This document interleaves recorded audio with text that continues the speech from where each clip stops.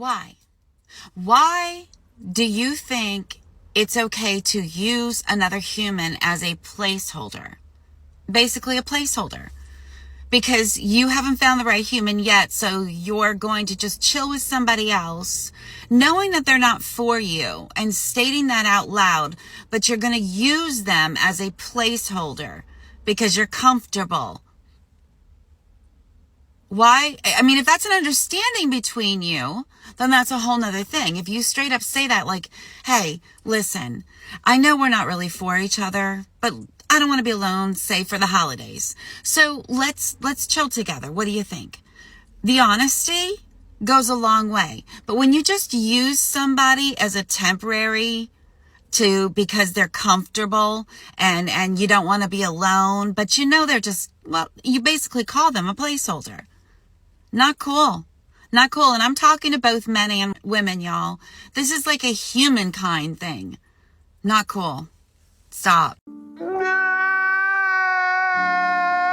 OMG, this woman is talking about men and women holding someone else as a placeholder. Really, Queen? I mean, do you actually think that my male viewers are going to believe that for 1 second? I mean, let me ask you something here, Queen. When you were young, how many dates did you go out on knowing you had no intention to take it any further than that date? But you wanted to use the guy to get a free dinner, to have a good time, to be entertained. So what? Now in your 50s, when a man does it to you, now you see, wow, that is so terrible. Men and women shouldn't do it, even though I did it when I was young. And please don't act like you didn't, because there are too many women that say, oh yeah, I'm not like that. And usually that means that you are. Sorry, sister. What's good for the geese is good for the gander. The only reason you're even mentioning this and making a video about this is because it's now being done to you, because you're no longer that 20-year-old hottie. Now you're dating at a harder setting and you're not getting what you want. So all of a sudden, you had an epiphany. You should have had that when you looked in the mirror and you saw all those excess lines and wrinkles. That would have been clue number 1 as to why you're no longer getting invited to steak dinners. Look at it this way, Colleen. When you were young, you had your hot girl summers for several seasons. Then the wall came, smashed, passed a long time ago, and winter is here. Before we move on, I want to bring attention that 70% of my viewers are not subscribed to my channel. Come on, fam. You've seen my logo on other channels, and you're already here. Please hit that subscribe button and support the channel. It really helps out. Moving on. I was thinking about something that my friend said to me about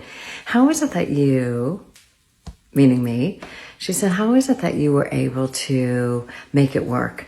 After basically losing everything, having to create a whole nother life for yourself and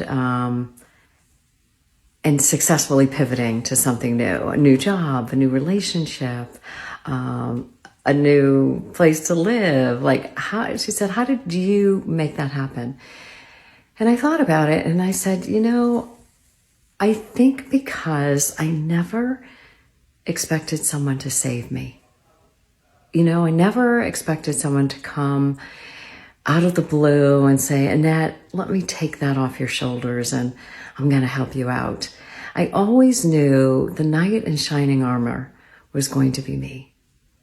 And because of that, I was able to pick myself up and move forward. And I think that's something to think about. We are our own best saviors. And if you listen to Mel Robbins, and I hope that you do because she's amazing, she always says, no one is coming. No one's coming. And she's right. No one is coming. You are the person that needs to show up for you. So, a little food for thought today. Come on now, dog.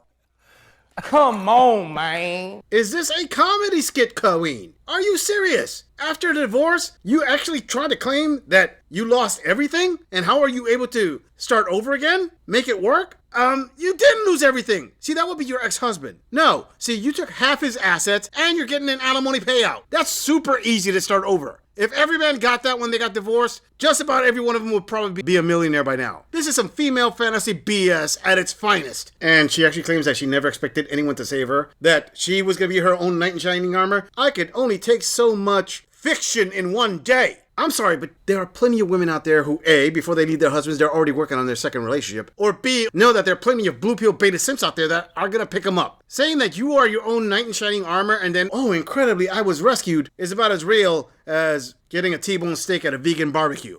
It just isn't going to happen. You know, I wish you females would be a lot more honest, because when you spread these stories to other women about saying, hey, well, you know, nobody's coming, you have to rescue yourself. What you mean to say is, no, you're going to stay on top of that alimony with possible child support and the 50% of the assets that you got. That's going to be your flotation device, and you're going to stay up that SOS. That means getting back on that carousel and finding yourself a blue pill beta that's going to come in and say, hey, you know what? I would love it if you and I got together so later on you could take half my assets too. Now, I can't help but notice that she said that somebody else rescued her and she's in a new relationship. Didn't say anything about getting married. Of course not. If she got married, that means that her ex-husband will be off the hook for alimony. I mean, what can I say? A simp is born every minute. Moving on. Okay, I just left a hot yoga sculpt class, lower body, butt, legs, whatever. But I realized when I signed up for my class today, I went 3 times in January, 3 times in February, 3 times in March, 0 in April. And this is my first time in May. I typically try to do 3 hot yoga sculpt classes a week because I feel like it crams everything into one and I don't have a lot of time. I try to walk 3 miles a day at least 3 times a week. I haven't done any of that this year. So I was going to try to do better when I turned 50 in March, and I have. So on my last layover, I made some lists to do some kind of like meal prep-ish stuff. So I have stuff at home. So I up my protein. I know that's super important. Perimenopause, whatever. So now I'm heading to Costco and I'm going to work on, and I'm getting my nails done today. They're so long and they hurt and they're ugly. Ugh. But I have been flying and busy and it's been a mess. So I really am going to get my shit together, and going to yoga today was the start. So I also have at 1:30 this afternoon, I have a telemed with my hormone replacement therapy doctor because I have my blood drawn on Thursday before I worked my trip. So I'm going to find out where my hormones stand. I have to have a blood draw every 3 months. So that's a day in the life of a 50-year-old divorced flight attendant who's getting their together. You heard that, ladies? I want you to realize something. See how difficult it is for a woman at 50 starting over? When any of you think, oh, you know what? The grass is green on the other side. I'm going to divorce my husband, or I'm going to break up this long-term relationship because I'm awesome. I'm going to get back out there. I'm going to find myself. AKA, go on those adventures that you missed out on being in a committed relationship, known as the carousel with Chad/Tyrone, getting as much anaconda as you can take. And it sounds awesome, except the reality that a lot of you ladies just don't want to face. You are not in your 20s. It's not the attitude that you think is going to carry you to greener pastures where the meat is bigger and thicker and more faithful than you are. Nope. You got plumbing issues, honey. I mean, listen to her. At that age, you have to work harder to maintain yourself in shape. You don't have the metabolism you had in your 20s. Your skin is sagging. There are more wrinkles. There are more lines. A lot more health issues. And guess what? Men know this. Men of higher value, for the most part, don't date women in their 50s on up, not because of ageism or society pressurism or any other kind of construct you want to come up with. No, it's because they're attracted to youth, beauty, and most importantly, women who don't have medical issues, along with the baggage and every other problem that you can come up with. Let me come at this from a different angle. You are not a brand new car off the lot. You are a collector's classic. That means that a man who wants that kind of car has got to put in more money to keep the motor running. There's going to be a lot more oil changes. A lot more parts are breaking down that have to be taken back into the shop. It just is what it is. So I ask you ladies, how awesome does it sound to be in this woman's shoes? Oh, that's right, because you're going to get your freedom from that abusive relationship you just broke up with. Although I would venture to say that about half of you who divorce your husbands end up with divorce regret. And that usually comes right after Chad/Tyrone dumps you after he pumps you. Moving on. I've been reading about this phenomenon called gray divorce or silver divorce that affects our age group. 1 in 10 of those 50 years old and over, those couples, will result in divorce. And they're usually initiated by the wives. This is the only population, and particularly 65 and over, where the divorce rate is actually increasing. And some of the reasons that I found are kind of interesting. Other than the typical infidelity, there's also financial infidelity where one of the parties is hiding debt or money, bills. There's the empty nest syndrome where the kids are now gone and the two parties look at each other like, we don't have anything left in common anymore. Health challenges where maybe it's got to be difficult being a caregiver to the other one. And in many cases, when it's the wife who's ill, the husband will file for divorce. And that goes back to, I believe, changes in traditional roles. When they got married, they were in traditional roles. And now with the wife being sick, the caregiver, now the husband has to do role reversal and play caregiver. And that's got to be hard. Snipers, we Who cares?